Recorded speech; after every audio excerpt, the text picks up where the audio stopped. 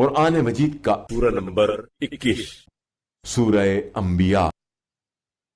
سورہ انبیاء کے متعلق چند مختصر نکات۔ بسم اللہ الرحمن الرحیم۔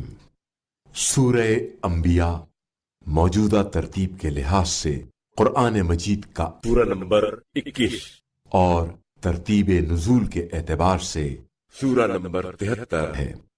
یہ سورہ مکہ مکرمہ میں نازل ہوا۔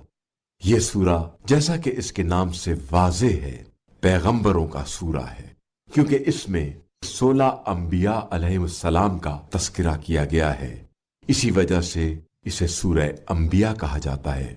آیت نمبر 85 اور 86 میں حضرت ذوالکفل علیہ السلام کا بیان ہے۔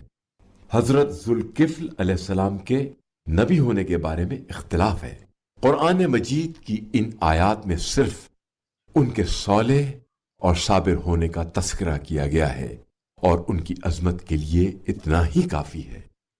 آیت نمبر 87 اور 88 میں حضرت یونس علیہ السلام کی توبہ کے قبول کرنے کو بیان کیا گیا ہے۔ اسی کے ساتھ اللہ تعالی صاحبان ایمان کو خوشخبری دے رہا ہے کہ اگر وہ صدق دل سے اللہ تعالی کی بارگاہ میں دعا کریں تو وہ انہیں عذاب سے اس طرح نجات دے گا جیسے حضرت یونس علیہ السلام کو نجات دی ہے۔